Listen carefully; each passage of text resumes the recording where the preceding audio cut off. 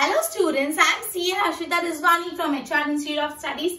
Today we would be continuing chapter number 3 of science for standard 10 student. The name of the chapter is metals and non-metals. So students, in our earlier session we have studied about the ionic compound, we have studied the bonding, ionic bonding.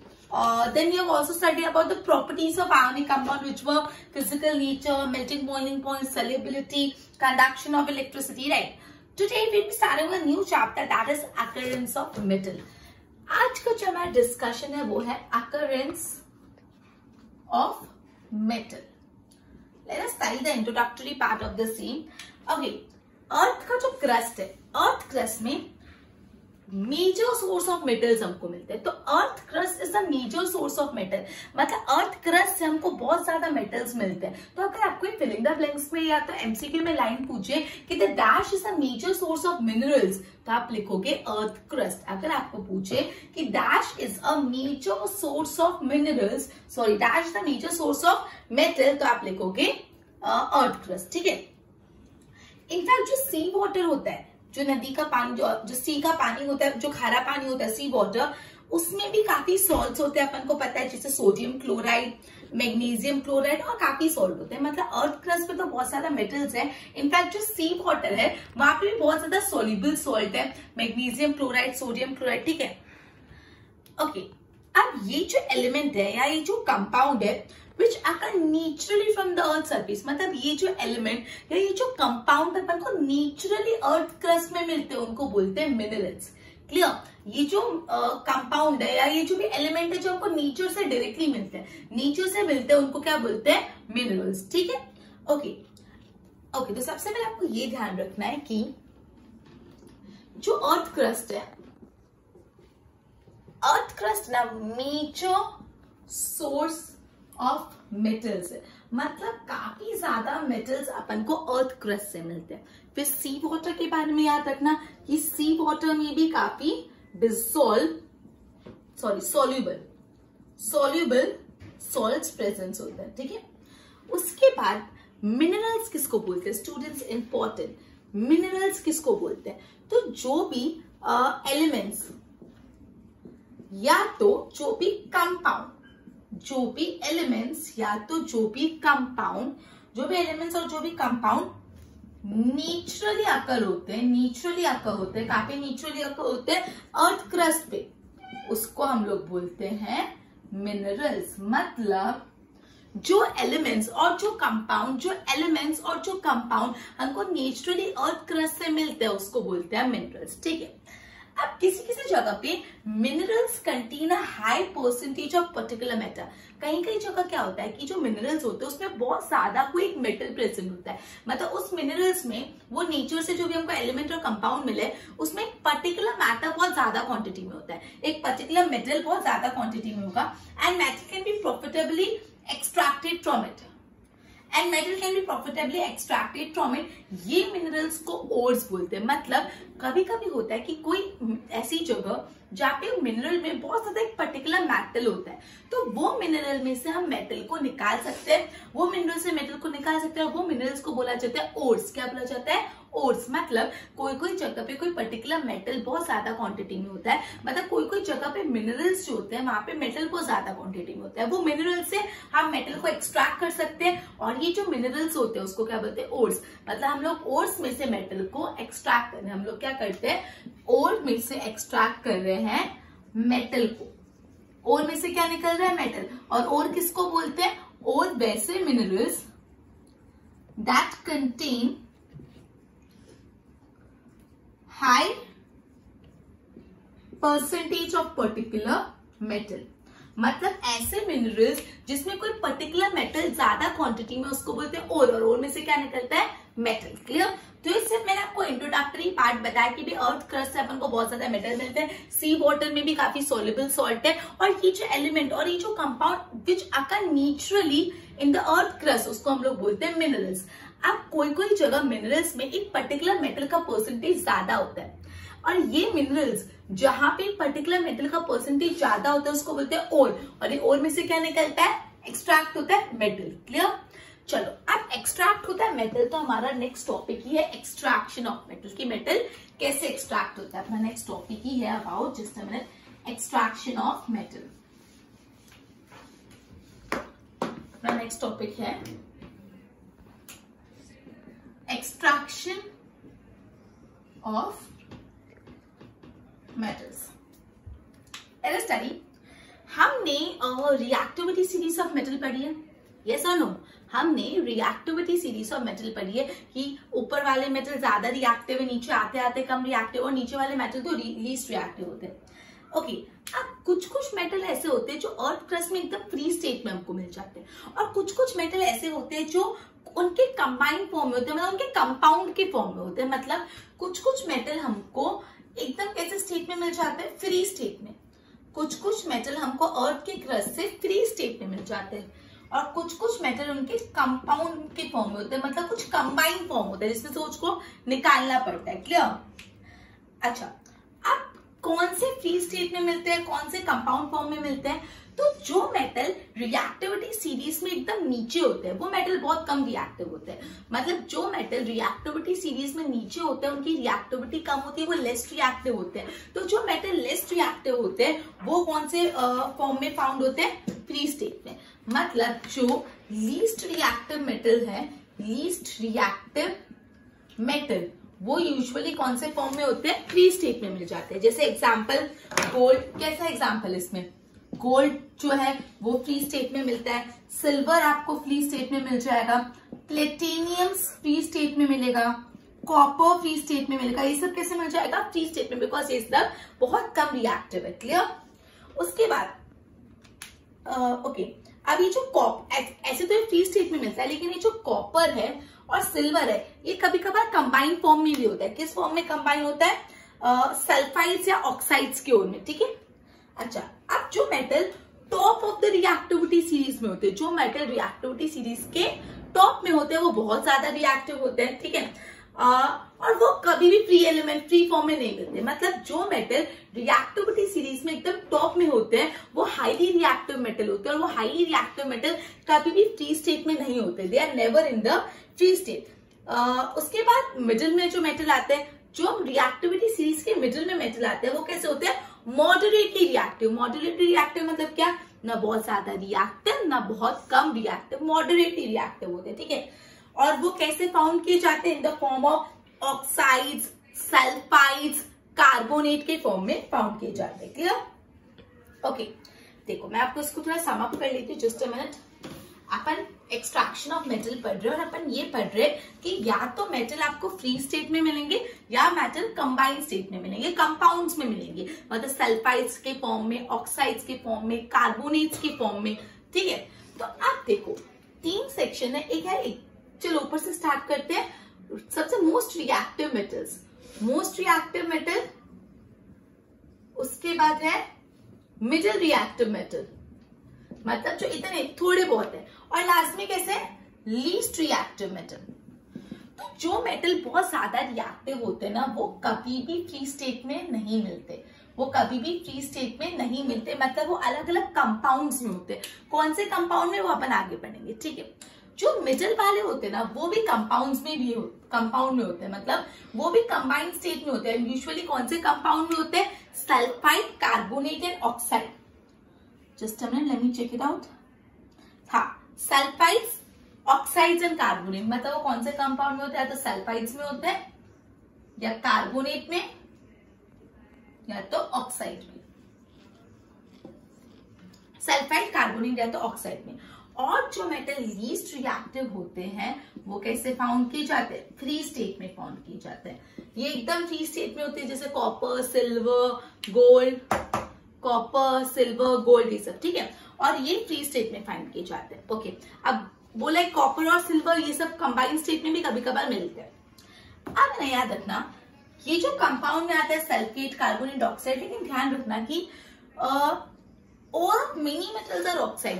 काफी metals ऐसे हैं जिनका ओर मतलब जिस mineral में से उसको निकाला गया है, मैं इसको रब कर देती हूँ। देख लिया, most reactive metal free state में कभी नहीं होते, middle reactive metal compound state में होते हैं, मतलब ये भी फ्री स्टेट में नहीं होते, सल्फाइड कार्बोनेट या ऑक्साइड फॉर्म में होते हैं, और जो लीस्ट रिएक्टिव मेटल है वो कैसे मिलते हैं, फ्री स्टेट में। क्लियर? Just a minute. अब है ना काफी ऐसे मेटल है, just a minute, many metal के जो ओर है ना वो ऑक्साइड्स है। ऐसा हमने देखा गया कि काफी मेटल है जिनके ओर कैसे ऑक्साइड्स है, मतलब काफी ऐसे मेटल है जिनके ओर मतलब जिस मिनरल में से उसको निकाला गया वो ऑक्साइड है। क्यों? रीजन, पहली बात अगर आपको ये पूछे कि there are many metal whose ores are dash, oxide, sulphide की कार्बोनेट, तो लिखोगे ऑक्साइड, मतलब काफी ऐसे मेटल है जिसका ओर ऑक्साइड है, लेकिन इसकी वजह क्या है, रीजन? क्योंकि जस्ट अ मिनट, ऑक्सीजन बहुत रिएक्टिव एलिमेंट है। ऑक्साइड मतलब ऑक्सीजन, तो पहला रीजन ये कि भाई जो ऑक्सीजन है ना इज वेरी रिएक्टिव, ऑक्सीजन बहुत जल्दी किसी के साथ भी रिएक्ट कर जाते हैं और ऑक्साइड्स बना लेते हैं। और एक तो रिएक्टिव है, दूसरा रीजन है भी अबंडेंस में, मतलब एक तो ऑक्सीजन रिएक्टिव है, दूसरा अबंडेंस में, मतलब वो बहुत इजीली किसी के साथ रिएक्ट कर जाती है और वो बहुत ज्यादा क्वांटिटी में प्रेजेंट भी है, मतलब वो अबंडेंस में और बहुत रिएक्टिव भी है। ये वजह है कि काफी मेटल के ओर होते हैं oxide. Just a minute, okay.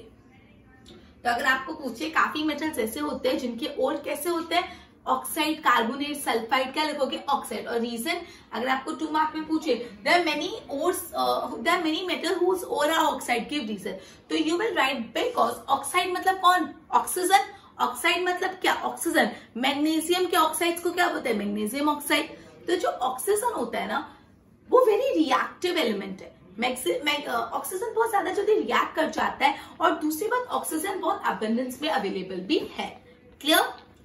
Okay, तो इस सब बेसिस पे हम मेटल को 3 कैटेगरी में ग्रुप कर सकते हैं। On the basis of reactivity, देखो ये भी पूछ सकते हैं आपको, on the basis of reactivity मतलब हम on the basis of reactivity के बेसिस पे हम मेटल को ग्रुप कर रहे हैं 3 पार्ट में। तो अगर आपसे पूछे how can you group the metal या how can you classify the metal on the basis of the reactivity, अगर आपसे पूछे how can you classify the metal on the basis of the reactivity, आप मेटल को कैसे classify करोगे उनकी reactivity के फॉर्म में, मतलब सबसे पहले मेटल्स ऑफ लो रिएक्टिविटी, सबसे पहले ऐसे मेटल जिसकी रिएक्टिविटी कम है, दूसरा metal of medium reactivities, metals of medium reactivity, and third one is metal of high reactivity। मतलब आप on the basis of reactivity metal को 3 पार्ट में क्लासिफाई कर सकते हो, metal of low reactivity, metals of high reactivity and metal of medium reactivity. Clear? अब अलग अलग टेक्निक यूज कर सकते हैं for obtaining metal following in each category. Okay, अब लेकिन आपको स्टेप वाइज पूरी समरी दे दी है कि आप ओर में से प्योर मेटल कैसे निकालोगे, मतलब जो ओर होता है उस ओर में से आपको मेटल एक्सट्रैक्ट करना है, उसकी एक समरी दी है, वो समरी डायग्राम खाली आपको दिया हुआ है, कैसे दिया हुआ है डायग्राम स्टडी करते हैं। इन शॉर्ट ये समरी है of extraction of metal from ore. ये क्या है, summary of extraction of metal from its ore, मतलब ओर में से मेटल कैसे निकालना है। देखो तो सबसे पहले यहाँ पे ओर है, ओके, ओर में लिखते हैं कॉन्सेंट्रेशन ऑफ ओर, मतलब यहाँ पे ओर है। अब इसमें again 3, metal with high reactivity, metal with medium reactivity and metals with low reactivity. अब जो हाई रिएक्टिविटी वाले मेटल है ना उसको तो आपको क्या करना पड़ेगा, इलेक्ट्रोलिसिस ही करना पड़ेगा, तो ही प्योर मेटल मिलेगा। तो इसका तो एक ही उपाय है, बिकॉज इतने रिएक्टिव है, इलेक्ट्रोलिसिस ऑफ मोल्टन ओर, जो लिक्विड फॉर्म में ओर है उसका इलेक्ट्रोलिसिस करो और आपको मिल जाएगा प्योर मेटल। क्लियर? अब जो मेटल ऑफ लो रिएक्टिविटी है, अब जो लो रिएक्टिविटी होते हैं मैंने आपको बोला था या तो ऑक्साइड्स में होता है या कार्बोनेट्स में होता है या तो सल्फाइड में। तो ऑक्साइड के पहले अपन देखते हैं, देखो मतलब अगर वो कार्बोनेट में होते हैं, कार्बोनेट फॉर्म में होते हैं, कार्बोनेट हो रहा है या तो सल्फाइड हो रहा है। अब देखो अगर कार्बोनेट हो रहा है तो उसके लिए आप करोगे कैल्सिनेशन। ये क्या प्रोसेस है मैं आगे बताऊंगी। कार्बोनेट ओर के लिए करोगे कैल्सिनेशन और सल्फाइड ओर के लिए करोगे रोस्टिंग। ये क्या होगा, कैल्सिनेशन और रोस्टिंग करने से अल्टीमेटली क्या होगा, ये जो कार्बोनेट और सल्फाइड है ना वो ऑक्साइड्स में कन्वर्ट हो जाएंगे। जो कार्बोनेट और सल्फाइड है, मतलब अगर कार्बोनेट को कैल्सिनेशन करोगे तो वो किस में कन्वर्ट हो जाएगा, ऑक्साइड्स में। और अगर आप सल्फाइड को अगर आप रोस्टिंग करोगे तो वो भी किस में कन्वर्ट हो जाएगा, ऑक्साइड में। अब क्या ऑक्साइड मिल गया, बात खत्म? नहीं, अपन को तो प्योर मेटल चाहिए, ऑक्साइड्स भी नहीं चलेंगे। तो ऑक्साइड को आप क्या करोगे, रिडक्शन करोगे और रिडक्शन करने के बाद आपको मिल जाएगा प्योर मेटल। मतलब अगर मीडियम रिएक्टिविटी वाले मेटल है तो या तो वो कार्बोनेट फॉर्म में हो गया सल्फाइड या ऑक्साइड, ऑक्साइड वाले को साइड में देखो, या कार्बोनेट या सल्फाइड। कार्बोनेट से आप कैल्सिनेशन करोगे और आपको ऑक्साइड मिलेगा, सल्फाइड में आप रोस्टिंग करके ऑक्साइड निकालोगे, ऑक्साइड आ गया। अब ऑक्साइड का रिडक्शन कर लो और प्योर मेटल। अब मेटल विद लो रिएक्टिविटी का क्या होगा, metal of low reactivity sulphide और है। देखो पहले तो मेटल ऑफ लो रिएक्टिविटी ना फ्री स्टेट में ही मिलता है, लेकिन अगर फ्री स्टेट में नहीं है, अगर लो रिएक्टिविटी फ्री स्टेट में मिलता है, लेकिन मैंने आपको बताया था कॉपर और सिल्वर सल्फाइड में फाउंड होता है। सो अगर वो सल्फाइड ओर में है तो सल्फाइड ओर के लिए हमेशा क्या करते हैं, रोस्टिंग। सल्फाइड ओर को रोस्टिंग करते तो वो किस में कन्वर्ट हो जाता है, सल्फाइड ओर, उसको यहाँ पे रोस्टिंग किया तो ज्यादा और कुछ नहीं करना, बिकॉज ये तो लो रिएक्टिविटी है, डायरेक्टली अपन को मिल जाएगा मेटल। और मेटल को क्या कर लोगे आप, रिफाइनिंग, उसको रिफाइन तो करना पड़ेगा ना। मतलब मेटल तीन टाइप के, highly reactive metal, medium reactivity, लो रिएक्टिविटी। हाईली रिएक्टिव मेटल तो इतनी रिएक्टिविटी ना रोस्टिंग कैल्सिनेशन तो चलने नहीं वाला है, डायरेक्ट इलेक्ट्रोलिसिस और मोल्टन ओर कर। फिर जो मीडियम रिएक्टिविटी वो कार्बोनेट ओर होंगे तो सल्फाइड। कार्बोनेट ओर को अगर ऑक्साइड्स में कन्वर्ट करना है तो कैल्सिनेशन करना पड़ेगा, और सल्फाइड ओर को ऑक्साइड में कन्वर्ट करने के लिए रोस्टिंग। ऑक्साइड के बाद ऑक्साइड का रिडक्शन करो और मेटल। यहाँ पे लो में सल्फाइड ओर जो होते हैं उसको रोस्टिंग करके मेटल, और मेटल का रिफाइनिंग। ठीक है, सो ये अपने करा summary of extraction of metal from its ore. Next topic is enrichment of ओर।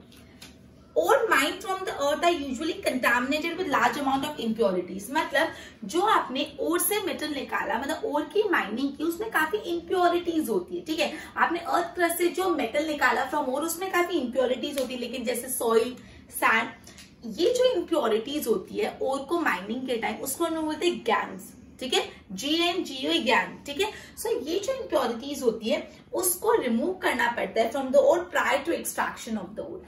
मतलब ओर में कुछ इम्प्योरिटीज होती है जिसको गैंग्स बोलते हैं, और ये इम्प्योरिटीज को हटाना पड़ता है, फिर ही जाके ओर से मेटल एक्सट्रैक्ट हो पाएगा। और ये जो प्रोसेस है for removing the impurities from the ore, वो अलग अलग होता है फॉर डिफरेंट ओर्स। ठीक है, इन शॉर्ट क्या समझते हैं आपको, ओर है, ओर से मेटल एक्सट्रैक्ट हुआ, ये ओर में काफी इम्प्योरिटीज होती है जिसको गैंग्स बोलते हैं। तो ये इम्प्योरिटीज को पहले ओर से हटाना पड़ता है, फिर ही ओर से मेटल एक्सट्रैक्ट होगा। चलो अब हम पढ़ेंगे कि जो भी मेटल की रिएक्टिविटी लो है उसका कैसे हम एक्सट्रैक्शन करेंगे। Just a minute.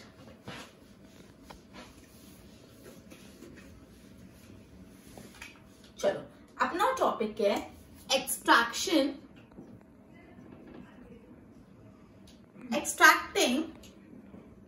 मेटल्स। हम मेटल एक्सट्रैक्ट कर रहे हैं लो इन एक्टिविटी सीरीज। मतलब जो मेटल एक्टिविटी सीरीज में लो है, मतलब जो लो रिएक्टिव मेटल्स है, उनका एक्सट्रैक्शन कैसे होगा। मैंने आपको बोला जो लो रिएक्टिविटी एक्टिव्स होते हैं वो सल्फाइड फॉर्म में होता है। तो जो मेटल होते हैं लो रिएक्टिविटी सीरीज वो बहुत ही अनरिएक्टिव होते हैं। स्टूडेंट्स, लो रिएक्टिव है तो ऑब्वियसली बहुत ही अनरिएक्टिव होते हैं। अब अगर ये मेटल या तो ऑक्साइड फॉर्म में होंगे, ठीक है, अब ऑक्साइड फॉर्म में तो क्या करने का, जो भी मेटल ऑक्साइड फॉर्म में होता है उसको अपन क्या करेंगे, रिड्यूस करेंगे। ऑक्साइड फॉर्म को रिड्यूस करके कन्वर्ट कर लेंगे इनटू प्योर मेटल। मतलब अगर जो ये जो जस्ट अ मिनट, हाँ, ये जो ओर्स होते हैं अगर ऑक्साइड फॉर्म में है तो उसका रिडक्शन करेंगे और रिडक्शन से क्या मिल जाएगा, प्योर मेटल मिल जाएगा। ठीक है, ओके। अब ये रिडक्शन कैसे होता है, जब ऑक्साइड को हीट करते हैं, जब ऑक्साइड को हीट करते तो ऑक्साइड क्या हो जाता है, रिड्यूस हो जाता है और अपन को मिल जाता है प्योर मेटल। क्लियर। जैसे आपको एग्जांपल भी दिया है यहाँ पे इसका, सिनेबार। सिनेबार क्या है, इस ओर ऑफ मर्क्यूरी, मर्क्यूरी का ओर है। ओके, ये जो सिनेबार है वो मर्क्यूरी का ओर है। ठीक है, अब जब आप मर्क्यूरी के ओर सिनेबार को हीट करते हो ना तो वो मर्क्यूरी ऑक्साइड में कन्वर्ट हो जाता है, और मर्क्यूरी ऑक्साइड को आप और हीट करते हो तो आपको उससे मर्क्यूरी मिल जाती है। समझ रहे हो, जो सिनेबार क्या है वो मर्क्यूरी का ओर है, तो अपन को क्या करना है, सिनेबार को हीट करना है। जब सिनेबार को हीट करेंगे तो मर्क्यूरी ऑक्साइड में कन्वर्ट हो जाएगा। मतलब कौन से फॉर्म में कन्वर्ट हो गया, ऑक्साइड फॉर्म में कन्वर्ट हो गया। ऑक्साइड से और हीट करके किस में कर लोगे, सिंपल मर्क्यूरी में। ठीक है, ओके। कैसे, देखो मैं आपको इसको फॉर्मूला के थ्रू भी समझाती हूँ। देखो अपना सिनेबार है HgS, ठीक है, HgS। अब ना मैं बैलेंसिंग नहीं करी, सिर्फ आपको मेन पॉइंट बता दी हूँ, अनबैलेंस इक्वेशन बता रही हूँ। उसको हीट क्या मतलब, उसको ऑक्सीजन सप्लाई की। जब हम सिनेबार को हीट कर रहे हैं, मतलब जो मर्क्यूरी सल्फाइड फॉर्म में उसको हीट करें तो वो बन जाता है ऑक्साइड फॉर्म में। पीछे O दिख रहा है, NSO2। अब ये जो मर्क्यूरी ऑक्साइड है इसको और हीट करेंगे। ये जो MgO है उसको हम लोग करेंगे हीट। उसको हीट करने से वो किस में कन्वर्ट हो जाएगा, मर्क्यूरी में। किस में कन्वर्ट हो जाएगा, मर्क्यूरी में। मतलब अपन को HgS से He, दैट इज सिनेबार से मर्क्यूरी मिला। Clear, okay. कैसे किया मैंने, जो मेटल लो रिएक्टिविटी सीरीज में होते हैं वो बहुत अनरिएक्टिव होते हैं, तो या तो वो ऑक्साइड फॉर्म में होंगे। ऑक्साइड फॉर्म से अगर आपको प्योर मेटल चाहिए तो क्या करोगे, उसका रिडक्शन करोगे बाय हीटिंग। तो आपको एग्जांपल यहाँ पे सिनेबार का दिया। जो सिनेबार है उसको आप हीट करोगे ना ऑक्सीजन के प्रेजेंट में तो वो मर्क्यूरी ऑक्साइड में कन्वर्ट हो जाएगा। सिनेबार को किसके प्रेजेंट में हीट करना है, ऑक्सीजन के प्रेजेंट में, तो वो मर्क्यूरी ऑक्साइड में कन्वर्ट हो जाएगा। और उसको और हीट करोगे तो क्या मिल जाएगा अपन को, मर्क्यूरी। उसी तरह कॉपर, ठीक है, तो कॉपर Cu2S फॉर्म में, मतलब कॉपर भी उसके सल्फाइड के फॉर्म में होता है। देखो जस्ट अ मिनट, अपन ने मर्क्यूरी का देखा, कॉपर का देखते हैं। तो copper that is Cu2S form में होता है, मतलब कॉपर सल्फाइड फॉर्म में होता है। इस कॉपर सल्फाइड से अपन को प्योर कॉपर चाहिए, अपन को प्योर Cu चाहिए कॉपर, मतलब कॉपर सल्फाइड से अपन को प्योर कॉपर चाहिए। तो सबसे पहले क्या करो, ये Cu2S को ऑक्सीजन में हीट करो। जब आप इसको ऑक्सीजन में हीट करोगे तो क्या होगा, ये कॉपर सल्फाइड से कॉपर का ऑक्साइड बन जाएगा, मतलब ये बन जाएगा Cu2O बन जाएगा। अब ऑक्साइड में ही गया, उसके बाद उसको और हीट करो। ऑक्साइड में ही गया, उसके बाद उसको और हीट करो। जब और हीट करोगे, जस्ट हाँ, ये Cu2O प्लस और हीट करोगे तो कॉपर सेपरेट हो जाएगा। मतलब ये अपन ने कॉपर सल्फाइड से कॉपर निकाला, मतलब कॉपर सल्फाइड फॉर्म में उसको हीट करके कॉपर ऑक्साइड में कन्वर्ट किया, कॉपर ऑक्साइड को और हीट करके कॉपर में कन्वर्ट करा। ये जो इक्वेशन है अनबैलेंस है, मैंने बैलेंस नहीं किया। बैलेंसिंग अपन फर्स्ट चैप्टर में कर चुके थे, बैलेंस कर देना। ठीक है, तो ये अपन ने पढ़ा कि लो रिएक्टिविटी सीरीज वाले मेटल को कैसे एक्सट्रैक्ट किया जाता है। वो या तो सल्फाइड फॉर्म में होंगे या तो ऑक्साइड में। अगर सल्फाइड है तो सल्फाइड से ऑक्साइड, ऑक्साइड से प्योर मेटल। अगर प्योर ऑक्साइड फॉर्म में है तो डायरेक्ट प्योर मेटल, सिंपल। अब सेकंड पढ़ रहे हैं अपन extracting metal in the middle of reactivity series. जो मेटल रिएक्टिविटी सीरीज के मिडल में होते हैं उसका एक्सट्रैक्शन कैसे होता है, जस्ट अ मिनट। जो metal middle of reactivity series में होता है, मिडल ऑफ रिएक्टिविटी सीरीज। अब आपको पता है, मैंने आपको बताया था जो metal middle of reactivity series में होता है, अपन ने टेबल पढ़ा था, या तो वो कार्बोनेट फॉर्म में होंगे या तो सल्फाइड। अगर कार्बोनेट फॉर्म में होंगे तो उसका कैल्सिनेशन करके उसको ऑक्साइड में कन्वर्ट करेंगे, और सल्फाइड फॉर्म है तो रोस्टिंग करके ऑक्साइड में, ऑक्साइड से रिडक्शन करके प्योर मेटल। तो देखो अब ये जो मेटल है जैसे आयरन, जिंक, लीड, कॉपर, ये मॉडरेट रिएक्टिव है, ना बहुत ज्यादा कम ना बहुत ज्यादा कम, ना बहुत ज्यादा। They are usually present in the sulphide या तो कार्बोनेटेड नेचर। वो किस फॉर्म में होंगे, या तो सल्फाइड फॉर्म में होंगे या तो कार्बोनेट फॉर्म में होंगे। ये अपन ऑलरेडी डिस्कस कर चुके हैं। It is easier to obtain metal from oxide as compare to sulphide और कार्बोनेट। अब सल्फाइड और कार्बोनेट से डायरेक्टली मेटल निकालना मुश्किल है, मतलब सल्फाइड और कार्बोनेट से मेटल एक्सट्रैक्ट करना डिफिकल्ट है कंपेयर टू ऑक्साइड। मतलब ऑक्साइड से मेटल इजीली मिल जाता है और सल्फाइड और कार्बोनेट से इजीली नहीं मिलता, ठीक है।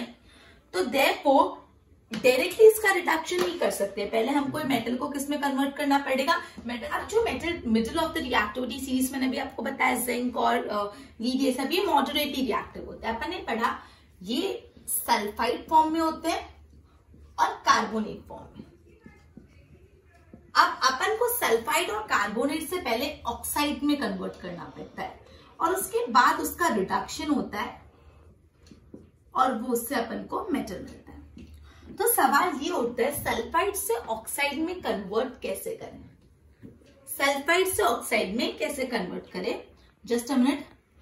तो आप कैसे कन्वर्ट करोगे, सल्फाइड को आप हीट करोगे। कैसे हीट करोगे, the sulphide ore are converted into oxide by heating in the presence of excess air।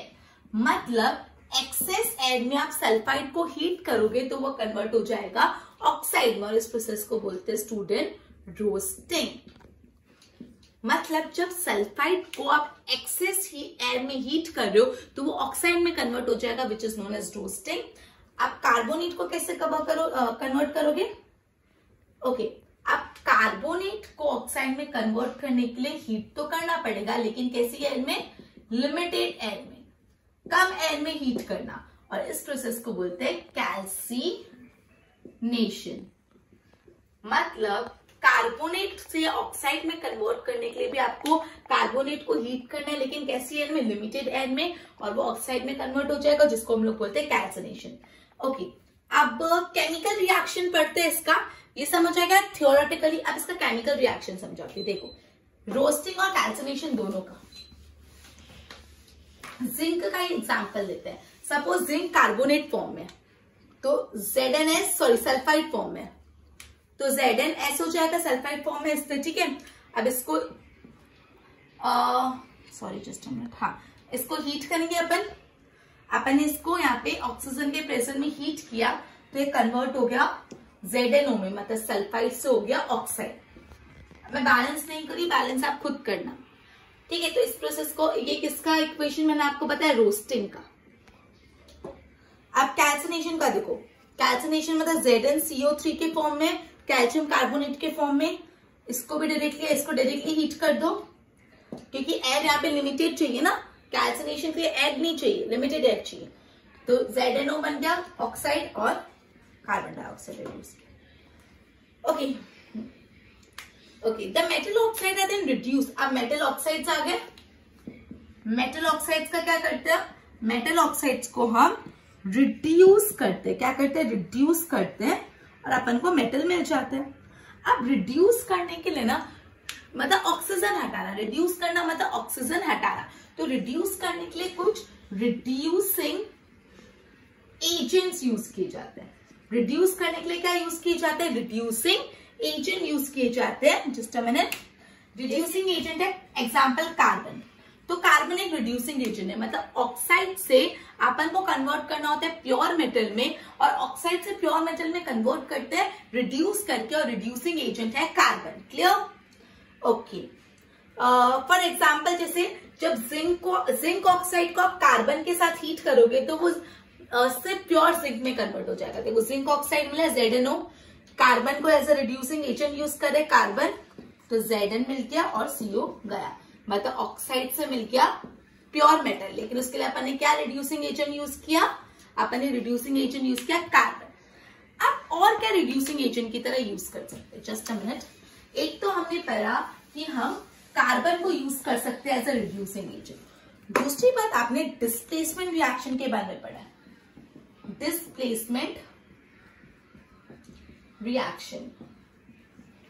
तो डिस्प्लेसमेंट रिएक्शन में क्या होता है, जो मोर रिएक्टिव मेटल होता है वो लेस रिएक्टिव मेटल को डिस्प्लेस कर लेता है, राइट। तो बस वही चीज करनी है अपन को। जो हाईली रिएक्टिव मेटल्स होते हैं ना, अब मैं आपको क्या बोल रही हूँ, रिडक्शन करते हैं एक तो बाय यूजिंग कार्बन, दूसरा रिडक्शन करने के लिए हम डिस्प्लेसमेंट रिएक्शन यूज कर सकते हैं, जिसमें मोर रिएक्टिव मेटल एक्ट करेगा करेगा एज अ रिड्यूसिंग एजेंट। जो मोर रिएक्टिव मेटल है वो कैसे एक्ट करेगा? एज अ रिड्यूसिंग एजेंट, और वो लेस रिएक्टिव मेटल को डिस्प्लेस कर देगा, मतलब वो लेस रिएक्टिव मेटल की जगह ले लेगा। ठीक है, एग्जाम्पल देखते हैं। मैग्नीशियम डाइऑक्साइड, मैग्नीशियम डाइऑक्साइड से मुझे इसको चाहिए प्योर मैग्नीशियम, तो मैं डिस्प्लेसमेंट यूज करती हूँ। तो देखो MnO2 मैग्नीशियम डाइऑक्साइड, अब मैं ना एक मोर रिएक्टिव मेटल चूज करती हूँ एल्यूमिनियम। अब क्या हुआ, एल्यूमिनियम ज्यादा रिएक्टिव है, तो एल्यूमिनियम ने क्या किया, इसकी जगह ले ली। एल्यूमिनियम ने मैग्नीशियम की जगह ले ली, तो क्या हो गया ये Al2O3, Al2O3, और मैग्नीशियम मैग्नीशियम बेचारा यहाँ पे अकेला रह गया और हीट प्रोड्यूस हुई। तो देखो अपन को तो मैग्नीशियम को अकेला ही करना था ना, अपन को तो मैग्नीशियम ऑक्साइड में से मैग्नीशियम ही चाहिए था। ठीक है, अपन ने क्या किया, अभी अपन ने ये चीज करी कि हम पढ़ रहे ऑक्साइड मिल गया, ऑक्साइड से उसको रिड्यूस करने के लिए दो मेथड है, या तो आप एक रिड्यूसिंग एजेंट यूज करो जैसे कार्बन, या दूसरा आप डिस्प्लेसमेंट मेथड यूज कर सकते हो। डिस्प्लेसमेंट मेथड में जो मोर रिएक्टिव मेटल होते हैं ना, वो as a reducing agent act करते हैं और वो लेस रिएक्टिव मेटल को डिस्प्लेस कर लेते हैं।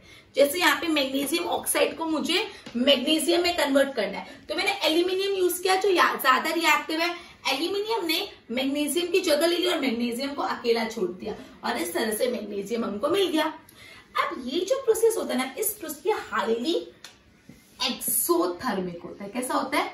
Highly exothermic. ये जो प्रोसेस है हाईली एक्सोथर्मिक, बहुत ही ज्यादा हीट प्रोड्यूस होती है। इतनी ज्यादा हीट प्रोड्यूस होती है तथा metal are produce in the molten state, मतलब यहाँ पे जो मैग्नीशियम मिलेगा ना वो आपको सॉलिड नहीं मोल्टन स्टेट में मिलेगा। कैसे स्टेट में मिलेगा? मोल्टन स्टेट में। डिस्प्लेसमेंट रिएक्शन से जो मेटल मिलता है वो मोल्टन स्टेट में मिलेगा, इतना ज्यादा हीट प्रोड्यूस होती है। ओके, अब एक बहुत अच्छी बात बता दी आपको, ध्यान रखना। आपने वो रेलवे ज्वाइन में देखा, ऐसे वायर लेके वो रेलवे ट्रैक को ज्वाइन करते हैं। देखो अगर आपको दिखनी है तो फिगर 3.11 में देखो ये कैसे होता है, समझो, ये बहुत इंपॉर्टेंट है। देखो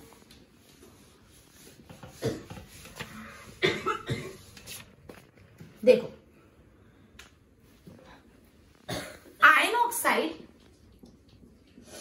आयन ऑक्साइड से मुझे चाहिए प्रॉपर आयन, मतलब आयन ऑक्साइड से मुझे आयन चाहिए, तो मैं क्या कर रही हूँ, देखो आयन ऑक्साइड को मैं यूज कर रही हूँ विद, और इसको क्या यूज करें, एल्यूमिनियम। आयन ऑक्साइड और एल्यूमिनियम का रिएक्शन कर रही हूँ। अब एल्यूमिनियम जो है ना वो आयन से ज्यादा रिएक्टिव है, तो एल्यूमिनियम यहाँ पे आयन की जगह ले लेगा। तो देखो ये अपना ion oxide Fe2O3, aluminium Al, aluminium आया और आयन की जगह ले गया, तो हो गया Al2O3। अब बेचारा आयन रह गया अकेला और इतनी ज्यादा हीट जनरेट हुई, तो यहाँ पे आयन ऑक्साइड से बना आयन। लेकिन इस प्रोसेस में जो हीट जनरेट होती है, जस्ट अ मिनट, वो रेलवे ट्रैक को जोड़ने में यूज होता है। अगर रेलवे ट्रैक टूट गए तो वो हीट से जुड़ते हैं, तो कोई मशीन का पार्ट टूट गया तो ये आयन ऑक्साइड और एल्यूमिनियम के रिएक्शन से वो जुड़ जाता है जब हीट प्रोड्यूस होती है, और ये पूरे प्रोसेस को बोलते हैं थर्मिक रिएक्शन। बहुत इंपॉर्टेंट है student, thermic reaction. Thermic reaction में आयन ऑक्साइड का डिस्प्लेसमेंट, मतलब आयन ऑक्साइड और एल्यूमिनियम को रिएक्शन कराते हैं, एल्यूमिनियम आयन की जगह ले लेता है, आयन अकेला रह जाता है, और इस प्रोसेस में बहुत ज्यादा हीट जनरेट होती है। और ये हीट इतनी ज्यादा होती है कि वो रेलवे ट्रैक्स को ज्वाइन करने में यूज होती है हीट। वो हीट से मशीन के टूटे हुए पार्ट जुड़ जाते हैं, और ये पूरे प्रोसेस को बोलते हैं थर्मिक रिएक्शन। क्लियर? तो ये जो मीडियम रिएक्टिविटी वाला अपन ने पढ़ा, उसमें सल्फाइड से ऑक्साइड रोस्टिंग, कार्बोनेट से ऑक्साइड कैल्सिनेशन, ऑक्साइड से pure metal reduction by reducing agent, और reduction by displacement reaction. Clear? Okay, so next है जो metal high top reactivity series में होता है, वो पढ़ने से पहले आज अपन ने क्या पढ़ा, अपन ने मेटल कैसे एक्सट्रैक्ट करते हैं वो पढ़ा, और रिएक्टिविटी सीरीज के बारे में पढ़ा। अब बिफोर एंडिंग दिस सेशन में आपसे 5 क्वेश्चन पूछ लेती हूँ, आपको आंसर देना है। अगर आपको उसके आंसर्स आ गए तो वेल डन स्टूडेंट्स, नहीं आए तो आपको बार बार ये वीडियो देखनी पड़ेगी। चलो, first question, why, okay, let us start with the easy. The ores of many metals are found in dash form. The ores are found in dash, मतलब ओर्स किस फॉर्म में होते हैं यूजुअली मेटल के. And your time ends in 3, 2, 1. मैंने इसका reason भी बताया था. ओर्स यूजुअली ऑक्साइड्स में होते हैं. रीजन, ऑक्सीजन ज्यादा रिएक्टिव है और ऑक्सीजन अबंडेंस में प्रेजेंट है. Second, okay, on the basis of reactivity how can you group the metal. Reactivity की बेसिस पर मेटल को कैसे ग्रुप करोगे? 3, 2, 1. Metal with high reactivity, metal with low reactivity, metal with medium reactivity. Simple. चलो next. Okay, give one name of a reducing agent. Give one name of a reducing agent which is usually used to reduce the oxides. And your time ends in 3, 2, 1. And the answer is carbon, that is coke. Fourth question. The process of converting sulfide into oxide by heating it in excess air is known as dash. The process of conversion of sulfide into oxide by heating in excess air is known as dash. And your time ends in 3, 2, 1. It is roasting. Clear? Last question. Okay.